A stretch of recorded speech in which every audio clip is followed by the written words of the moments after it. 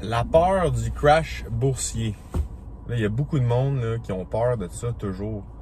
Je vais vous dire quelque chose. Il faut changer. Si tu veux devenir riche, là, il faut que tu changes ton minding. Puis là, je parle à ceux qui travaillent encore ou ceux qui investissent, là, dans le fond, qui mettent une partie de leur paye en investissement un petit peu à chaque 2 semaines ou à chaque mois. Quand la bourse a crash, là, c'est le plus gros cadeau que tu peux pas espérer. Moi, j'espère que la bourse continue à crasher une fois de temps en temps. C'est comme aller magasiner puis tout est à 50% de rabais. Tout le monde prend peur. Pourquoi que ça crash là, de plus en plus? Là, quand ça crash, c'est que tout le monde prend peur. Fait que là, tout le monde a peur, tout le monde vend leurs actions, tout le monde vend ce qu'ils ont. Puis ça fait crasher le marché de plus en plus. T'sais. En bourse, là, il y a du risque, mais le risque, c'est souvent associé à la volatilité, pas à la perte. Ça veut dire que la volatilité, ça veut dire que la bourse va monter et descendre. Tu perds rien si tu vends rien. Donc, le truc, c'est pas de vendre, c'est de continuer à acheter. C'est l'inverse, en fait, qu'il faut faire. Mais c'est difficile parce que c'est super émotionnel. Hein? Parce que les gens, ils voient ça descendre, ils pensent qu'ils perdent de l'argent, mais ils perdent rien. En général, c'est sûr que ça dépend des investissements que tu fais. Là, je suis pas un conseiller financier. Là. Moi, je t'explique juste ce que moi je fais, puis mon opinion sur la chose. Mais après ça, je te connais pas, je suis pas conseiller financier. Je peux pas te donner de conseils. Je vais juste t'expliquer des trucs là, pour changer ton minding. La bourse, c'est du long terme. Puis là, ceux qui travaillent encore, là, ils continuent à mettre de l'argent tout le temps. Quand ça plante, il faut continuer à mettre de l'argent. Ça dépend dans quoi encore. Là, si tu investis dans des indices là, très, très diversifiés, il faut que tu continues à mettre de l'argent.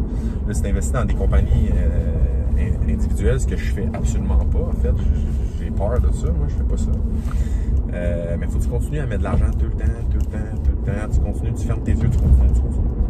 Pour ceux qui sont à la retraite ou qui travaillent plus ou qui travaillent pas beaucoup puis qui peuvent pas continuer à investir, puis là, ils disent « Ah, ben là, David, si ça plante, moi, j'ai besoin de ça pour vivre. » Oui, exact. C'est pour ça qu'il faut que tu te fasses un compte d'épargne. Là. Tu te fais un compte d'épargne à taux d'intérêt élevé, puis tu mets là-dedans l'argent que tu as besoin pour 1 an, 2 ans, 3 ans, 4 ans, whatever. C'est quoi ta tolérance au risque? Si la bourse, ça crash pour 5 ans, là, toi, tu peux-tu subvenir à tes besoins ou non? Parce qu'idéalement, quand ça crash, il ne faut pas que tu sortes de l'argent. Il faut que tu attendes que ça revienne pour les gens qui sont retraités. Pour les gens qui continuent à investir, ben, quand ça crash, il faut que tu continues à en mettre.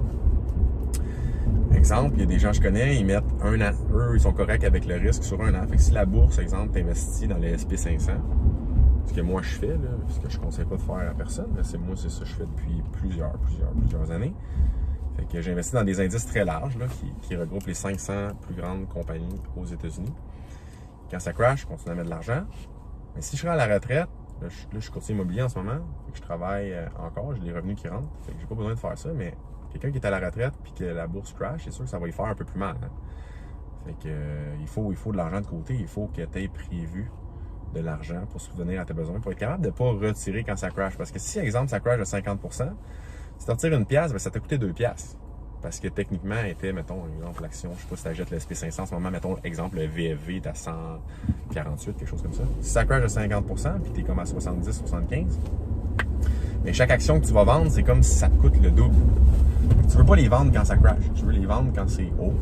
Tu vas faire un genre de fonds de roulement dans un compte d'épargne à taux d'intérêt élevé pour que quand ça crash, tu sois bien, tu dormes sur tes 2 oreilles, puis là, si tu es vraiment plus stressé, ben fais-toi un fonds de roulement qui est plus long. Fais-toi un coussin de 3, 4 ans, 5 ans. Puis le reste, ben, tu le mets à la bourse ou en immobilier locatif, en plein de manières pour continuer à faire grandir ton argent. Il faut que ton argent grandisse toujours. L'argent, c'est comme un moteur. C'est un gros moteur. Il faut que tu le fasses produire, il faut que tu le fasses travailler pour toi. Chaque dollar que tu as, c'est un employé. Il faut que tu le fasses travailler toujours. Fait que ceci étant dit, l'argent, c'est juste un jeu. Je le dis toujours, c'est vraiment un jeu. C'est comme une game d'échecs. Il faut que tu places tes pions. Tu checkes tes objectifs, tu checkes ce que tu veux faire, tu checkes quand tu veux te retraiter, tu checkes si tu veux même te retraiter. Parce que là, j'en parle dans une autre vidéo. Pour moi, la retraite, c'est un peu n'importe quoi comme mot, parce qu'il n'y a pas vraiment personne là, qui est retraité, à part si vraiment tu fais rien dans ton salon, ce qui est rarement le cas. Mais l'argent, c'est juste un jeu. Si tu veux gagner, il faut que tu apprennes à jouer, il faut que tu apprennes comment ça marche, même si tu n'aimes pas ça. Parce que l'argent, c'est la base d'à peu près tout. Pas tout, là, mais d'à peu près tout. Bonne fin de journée. Salut!